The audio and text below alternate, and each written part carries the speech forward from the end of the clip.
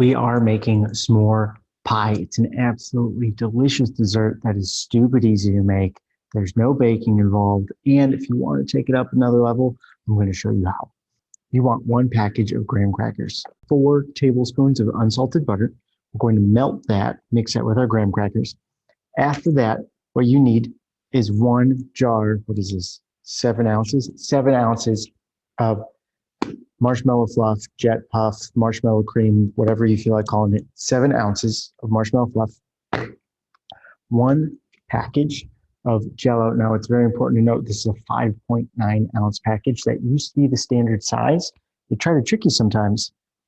This other box looks like it's the same exact size, but this one's only 2.1 ounces. So when you pick up your Jell-O, make sure you're getting the 5.9 ounce version, not the 2.1 ounce that looks like the same size. Otherwise, the recipe doesn't work out. So that's our chocolate pudding. And then we're going to use 1.5 cups of heavy cream and 1.5 cups of buttermilk. We're going to mix that with our chocolate pudding. And actually, this is a really great time to point something fun out. So on a standard chocolate pudding package, it says use 3 cups cold milk when you're mixing this together. Well, we're using 1.5 cups heavy cream and 1.5 cups buttermilk. It's the same exact volume of dairy that we had before. We just changed up the type of dairy. And I bring that up because I want you to question whether or not there are other recipes where you might be able to change up the type of dairy that you use, but keep the quantities the same to make a different result. So we're going to start off with, I've already got my 4 tablespoons of butter melted. I'm going to crush up my graham crackers. Another thing that's nice about this recipe, you could do this with almost no tools. Even if you're, say, traveling and visiting an Airbnb, or like me, you first made it when you were in a college dorm, and there are basically no tools available. So to crush the graham crackers, you have a lot of options. You could wrap this in a towel and you could literally hit it with your fist to break it up. You could throw it into like a big block plastic baggie like this and use a rolling pin on top, or a wine bottle, or even if you have a hammer and you're very gentle with your counters, you can do that to break up your graham crackers. Now, I've got a food processor, which is probably the easiest way to do it. And so I'm going to use that because that's the tool available to me. There's a million ways to crush your graham crackers. So this is a great example of, don't let the idea that maybe you don't have the right tools stop you from trying something. So we're going to go to a fairly fine consistency. If you're breaking the graham crackers by hand, it's okay if there's still a few chunks in there. It's not going to ruin anything.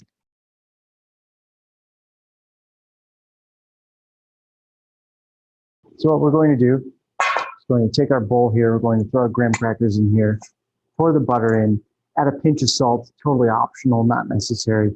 You can do it if you like. So graham crackers, butter, salt. We're going to use a spatula to mix that up. Yeah, that's plenty good. We're going to use our spatula to mix that up, and we're going to press it into our pan. So we've got pretty fine crust here. That's great. If that's how far you go, you don't have to go that far. 1 package, 8 ounces graham crackers, to 4 tablespoons butter. It's a ratio you can use over and over and over again for all sorts of different pies. Just a little sprinkle of salt in there.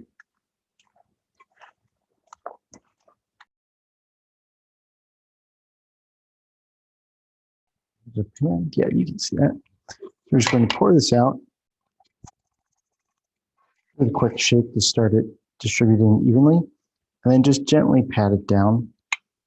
What we're going to do is pat down in the center enough so that the edges start to rise up just a little bit, and then we'll pat the edges. I'll often take a flat measuring cup and just press it down into the bottom of the pan so that I can get a really nice flat bottom.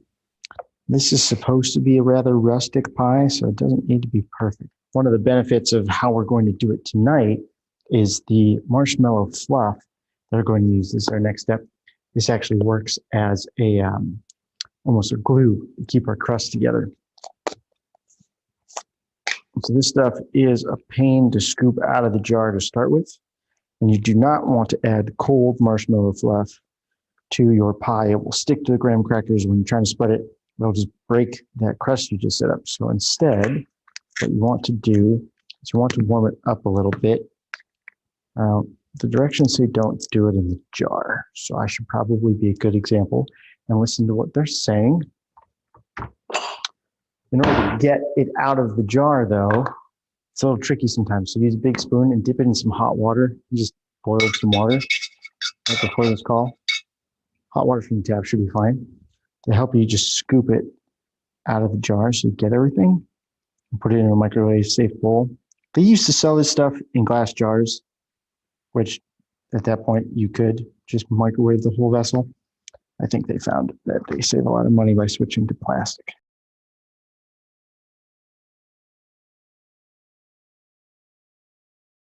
And this will heat up quickly. We're just heating it up so it's spreadable, but it's going to heat up in the microwave very fast. So you only want to do maybe something like 10-second intervals at a time. Just throw it in. Most microwaves just default to 30 seconds, so keep an eye on it. Throw that in the microwave for a few seconds. That's pretty close to a super spreadable consistency. I'm just going to give it a quick stir and a few more seconds. And then it should be perfect. So maybe another 10 seconds or so. You should still do this in bursts. If you did this 30 seconds or so all at once at the beginning, you would definitely have a huge mess in your microwave because your marshmallow would overflow all over the place. It would not be good. Okay, we should be in a very happy place now. So here is our marshmallows. Tuck them back in. And all we're going to do is try to evenly distribute this in the bottom of our pan. You can use the same spoon as before. I find an offset spatula is an incredibly valuable tool when it comes to baking. They're also really cheap, so there's not much reason to avoid getting one. This thing's probably, the nice version is $4 if you need to spread it out more, because when you pull it back in, it's going to stick together as one mass. And that one mass is going to just pull the graham cracker with it. So you have to spread it all, be very gentle. Okay, set this aside. Actually, no, there's one more really cool step that we can do here, which makes this taste, I mean, it's going to be really good no matter what. But if you do this extra step, it's going to blow your mind how good it is. And it does require a little bit of a specialty tool. You're going to want some kind of torch. You could potentially do it under the broiler in your oven. It's just a little harder to do without the top actually lighting on fire on you. So instead, get a cooking torch. You can use a big butane torch as well. And we're just going to toast the top of this so that it resembles, and sometimes you still get a little bit of fire, so that it resembles a nice toasty marshmallow. And you can see the color coming in.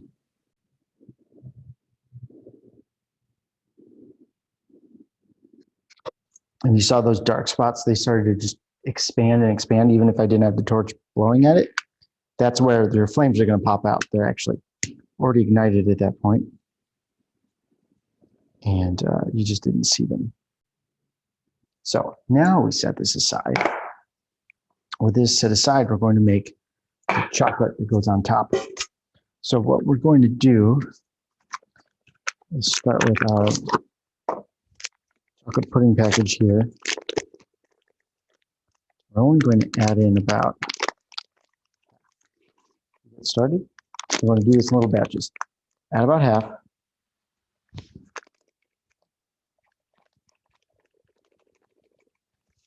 Add about half your liquid.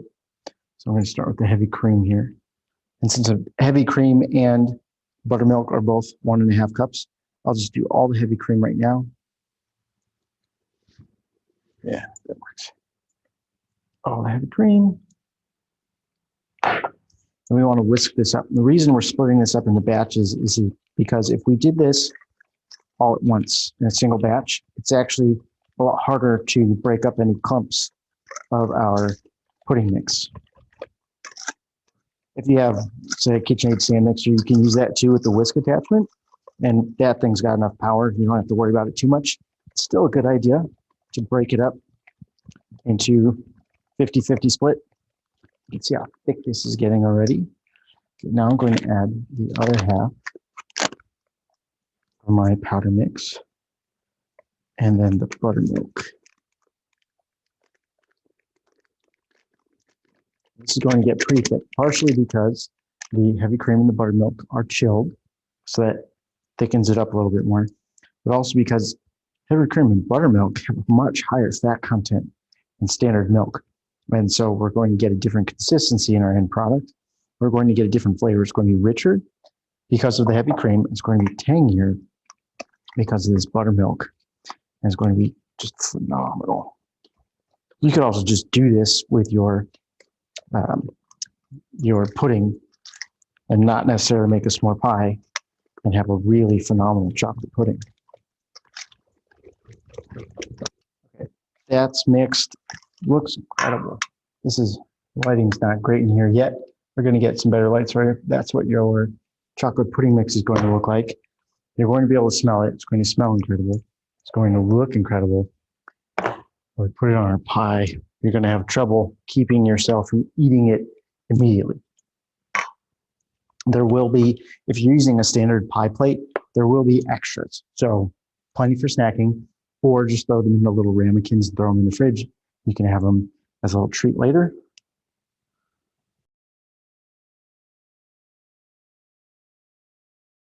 Chocolate mixture actually has enough weight that you can see it's kind of ballooning out the marshmallow on the bottom. So just be gentle. And just like when we're spreading out the marshmallow, you want to be spreading towards the outside as much as possible.